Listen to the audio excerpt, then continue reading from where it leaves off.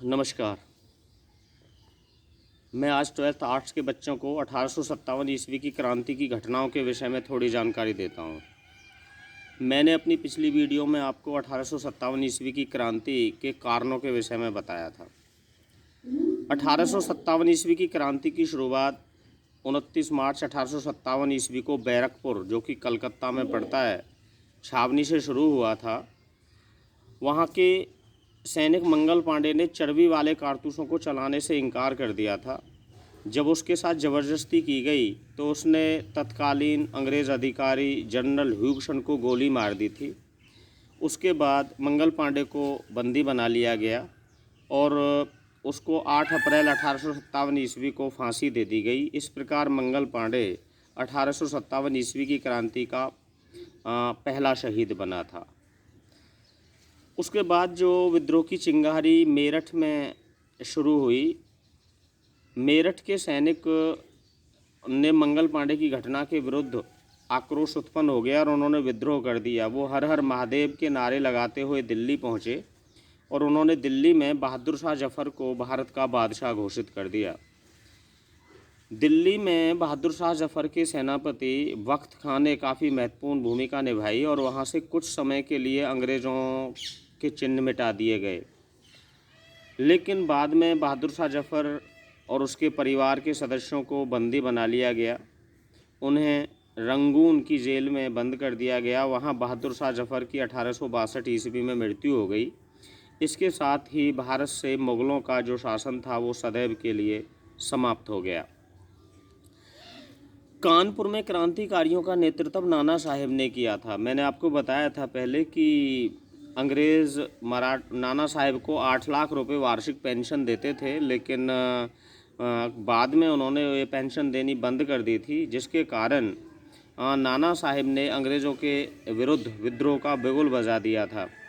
नाना साहेब के जो अन्य साथी भी थे जिन्होंने 1857 की क्रांति में काफ़ी सहयोग किया था, उनका एक सेनापति जिसका नाम तात्या टोपे था, वो बड़ी बहादुरी से अंग्रेज़ों के विरुद्ध लड़ा था। लेकिन बाद में नाना साहेब नेपाल भाग गए थे और तात्या टोपे को फांसी दे दी गई थी। झांसी में क्रांति का नेतृत्व रानी लक्ष्मीबाई ने किया था, क्योंकि रानी लक्ष्मीबाई को अंग्रेज़ों ने पुत्र गोद लेने की अनुमति नहीं दी थी और 1854 ईस्वी में झांसी को अंग्रेजी साम्राज्य में मिलाने की घोषणा कर दी थी। लेकिन रानी लक्ष्मीबाई किसी भी कीमत पर झांसी को अंग्रेजी साम्राज्य में नहीं मिलने देना चाहती थी। ऐसे ही अवध में क्रांतिकारियों का नेतृत्व बेगम हजरत महल ने किया था। बेगम हजरत महल अवध के शासक वाजिद अली शाह की विधवा थीं। अवध को 1856 ईस्वी में अंग्रेजी साम्राज्य में मिला लिया गया था। अंग्रेज़ों ने अवध के शासक वाजिद अली शाह पर कुशासन का आरोप लगाया और उन्हें बंदी बना लिया गया और अवध को ब्रिटिश साम्राज्य में मिलाने की घोषणा कर दी थी। लेकिन अवध की बेगम हजरत महल किसी भी कीमत पर अवध को अंग्रेजी साम्राज्य में मिलने नहीं देना चाहती थी। इसी प्रकार बिहार में क्रांति खूब ज़ोर शोर से फैली। क्रांति का नेतृत्व बिहार में कुंवर सिंह ने किया।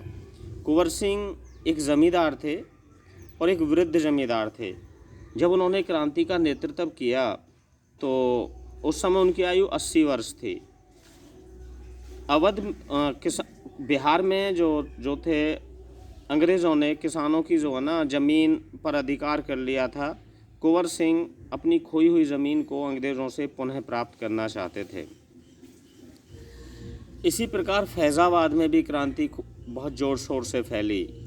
अहमदुल्ला शाह ने क्रांति का नेतृत्व फैज़ाबाद में किया था। अहमदुल्ला शाह के विषय में ये अफवाह फैल गई थी कि उसके पास दैवीय शक्तियां हैं और उसे कोई पराजित नहीं कर सकता। इसीलिए लोग उसके काफ़ी प्रशंसक थे और उन्होंने अहमदुल्ला शाह ने अंग्रेज़ों के विरुद्ध जिहाद की घोषणा कर दी थी। काफ़ी लोग उसके अनुयायी बन गए थे। वो एक पालकी में बैठकर चलते थे और उनके आगे लोग ढोल बजाते हुए चलते थे, इसीलिए लोग उन्हें बाग डंका शाह के नाम से जानते हैं। इसके अतिरिक्त हरियाणा बड़ौत, मध्य भारत और अन्य स्थानों पर भी क्रांति खूब फैली थी, लेकिन ये क्रांति सारे भारत में एक साथ नहीं फैली। कुछ विद्वान कहते हैं कि 1857 की क्रांति अगर एक साथ पूरे भारत में फैल जाती तो उसी समय भारत से अंग्रेज़ों को बाहर निकाला जा सकता था, लेकिन यह क्रांति केवल उत्तर भारत के कुछ क्षेत्रों तक ही सीमित रही और क्रांति सफल नहीं हो सकी। इसका क्रांति की असफलता का एक कारण नहीं था, इसके कारण अनेक थे। कि पहला कारण तो यही था कि क्रांति समय से पहले शुरू हो गई थी और क्योंकि क्रांति की जो तिथि थी वो 31 मई घोषित की गई थी और क्रांति 10 मई को ही शुरू हो गई थी। कहने का तात्पर्य यह तो मैं आपको अपनी अगली वीडियो में बताऊंगा कि जो क्रांति की असफलता के क्या कारण थे। कि जैसे कि जो भारतीयों का एक उद्देश्य नहीं था, उनके पास अच्छे हथियार नहीं थे, अनुशासन की कमी थी, योग्य नेताओं की कमी थी, प्रशिक्षित सेना भी नहीं थी, जिसके चलते क्रांति असफल हो गई थी। लेकिन इतना अवश्य है कि 1857 की क्रांति ने भारतीय लोगों के दिलों में अंग्रेज़ों के विरुद्ध एक आक्रोश पैदा कर दिया था और जिससे भारत में राष्ट्रीयता की भावना उत्पन्न हो गई थी। इससे आगे मैं इस चैप्टर के विषय में आपको अपनी अगली वीडियो में जानकारी दूंगा। तब तक के लिए नमस्कार।